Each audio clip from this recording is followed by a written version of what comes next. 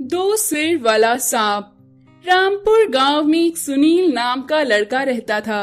वो बहुत ही गरीब था। सुनील अपने दोस्त सुरेश के साथ रोज जंगल में लकड़ियां काटने जाता था। वो लकड़ियां बेचकर उन पैसों से अपने परिवार का पालन पोषण करता था।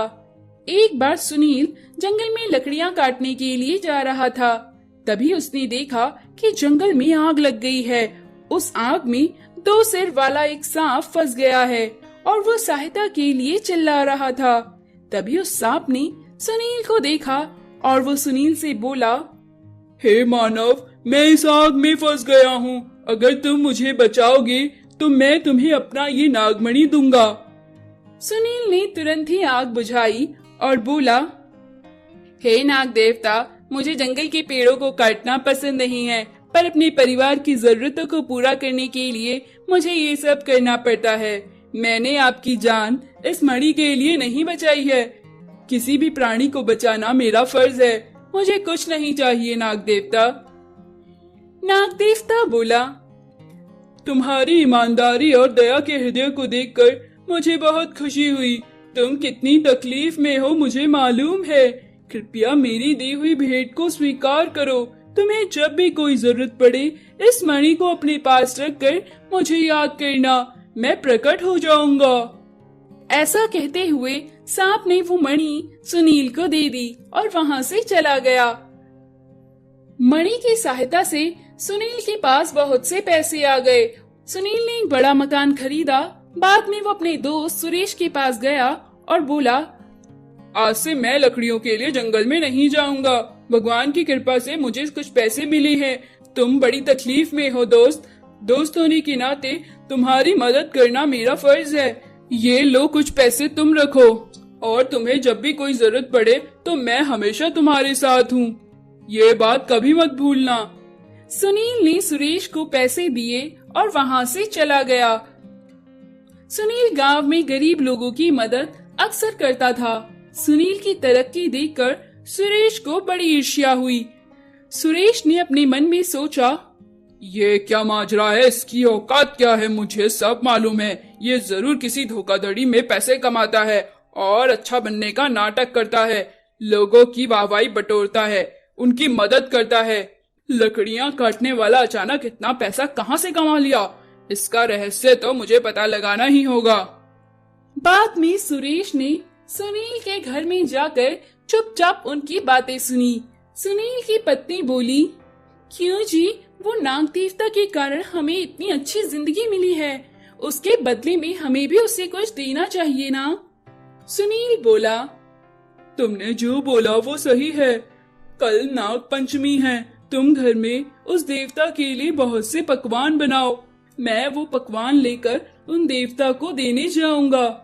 वो दो सिर वाले सांप ने मुझे नागमणि दी, जिसके कारण मैं करोड़पति बन पाया हूँ। मुझे भी उसे भोजन कराना चाहिए। अगले दिन सुनील भोजन की थाली लेकर जंगल को चल दिया। सुरेश ने उसका पीछा किया। सुनील एक जगह पर रुका और सांप देवता को याद किया। तभी सांप देवता वहाँ पर प्रकट हुए। सुनील सांप देवता से बोला, हे देवता, तुमने मेरे ऊपर दया दिखाई। उसको मैं इस जन्म में तो बिल्कुल नहीं भूल सकता। इसलिए मैं आपको कुछ अच्छा भोजन खिलाने लेकर आया हूँ। ये स्वीकार करो। नाग देवता उस भोजन को खाने लगा। उतने में सुरेश और उसके कुछ लोग वहाँ पर डंडे लेकर आ गए। सुरेश बोला, क्यों रे, इस दो सिर वाले सांप के यहाँ से नागमणि चुरा कर करोड़पति बन गया। ये नागमणि चुपचाप अपनी मुझे दे दो और जो भी तुम्हारे पास जेवर है वो सब मुझे दे दो मेरे हाथों, वरना तुम मारे जाओगे। सुनील ने सुरेश से बोला, तुम बहुत बड़ी गलती कर रहे हो दोस्त। ये मणि मुझे नाग देवता ने प्रेम से दी है। मैंने उनसे जबरदस्ती नहीं छीनी है। कृपया उसे कुछ मत करो। नाग देवता को तुम ना मारो। सुरेश बोला, अरे चुप, तुझे क्या बात करनी है? चुपचाप यहाँ से चले जा, वरना तू भी पिटेगा। ए, तुम लोग क्या मुंह देख रहे हो? पकड़ो इस सांप को और इससे नागमणि ले लो। वो लोग डंडे लेकर आगे बढ़े तो एक ही झटके में नागमणि देवता बहुत बड़े आकार का हो गया। उसे देखकर सब लोग डर गए। सुरेश और उसके आदमी वहाँ से डरकर भाग खड़े हुए। सुनील बोला, नागमणि देवता, आप मुझे क्षमा करो, सुरेश यहाँ पर आएगा ये मैंने कभी नहीं सोचा था। नागमणि बोला, सुनील, मनुष्य जाति सुरेश जैसे लोगों की वजह से बदनाम हो रही है और तुम्हारे जैसे लोगों की वजह से मनुष्य जाति का नाम अच्छा हो रहा है। तुम लोगों के लिए जो काम अच्छा कर रहे हो सुनकर मुझे बहुत खुशी हुई। तुझे जब भी कोई मदद की जरूरत हो तो मुझे तुरंत याद करना, मैं हमेशा तुम्हारे साथ हूँ। इतना कहकर वो सांप वहाँ से गायब हो गया। सुनील नागमणि की मदद से स्कूल, अस्पताल, अनाथालय बनाकर अच्छा काम करने लगा। तो दोस्तों, हमें हमेशा अच्छे काम करते रहना चाहिए और हमेशा दूसरों की भलाई के बारे में सोचना चाहिए। Magical ring horse jump. Rampur गांव में सोहन नाम का एक 10 साल का लड़का रहता था। एक बार सोहन को अपनी किताबों में बताए हुए जानवरों को सामने से देखने की बड़ी इच्छा हुई। उसने अपनी 8 साल की बहन पिंकी को साथ में लेकर पास के जंगल में जाने का प्लान बनाया। यूं तो दोनों बच्चे जंगल में तरह तरह के जानवरों को देखकर बहुत खुश हो रहे थे। तभी अचानक उनके सामने एक शेर आ गया।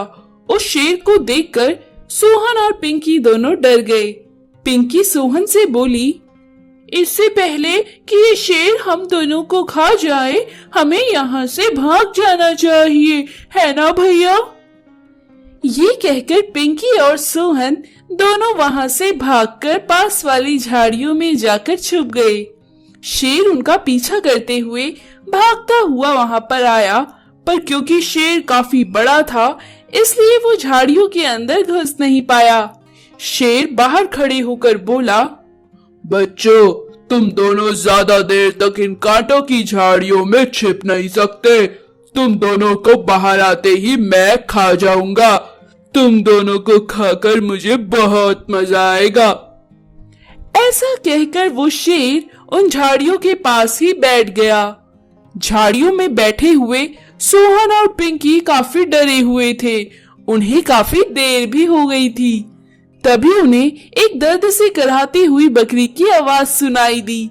सोहन और पिंकी ने झाड़ियों को हटाकर देखा तो उन्होंने देखा कि वहाँ एक बकरी दर्द से करहा रही है और उन्होंने देखा कि बकरी के पैरों में कांटा चुभा हुआ है जिसमें से काफी खून बह रहा है। बकरी सोहन और पिंकी से बोली, मैं तुम्हें शेर से बचने का एक उपाय बता सकती हूँ। सोहन और पिंकी बोले, जल्दी जल्दी बताओ, हमें घर जाना है, हमें यहाँ बहुत डर लग रहा है। बकरी बोली, बताती हूँ, पर एक शर्त है। मेरे पैर में एक कांटा चुभा है जिससे मैं चल नहीं सकती। तुम्हें मेरी सहायता करनी होगी।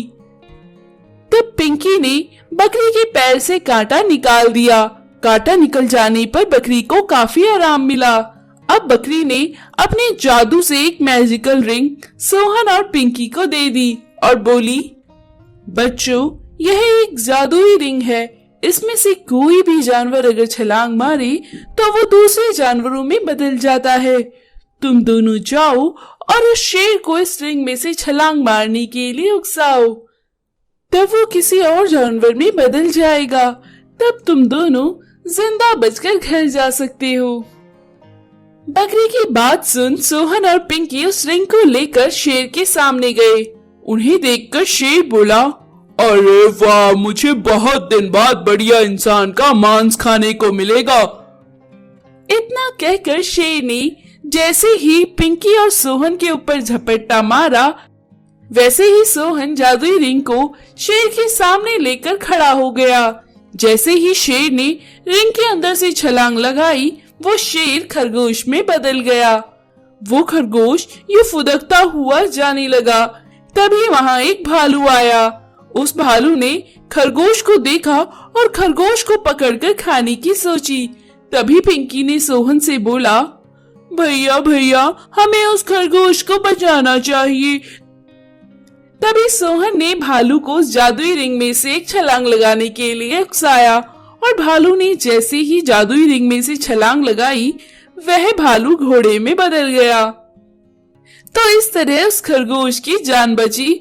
दोनों बच्चे उस घोड़े पर बैठकर अपने घर की ओर चल दिए। तो दोस्तों, हमें मुसीबत के समय अपनी अकल का इस्तेमाल करना चाहिए।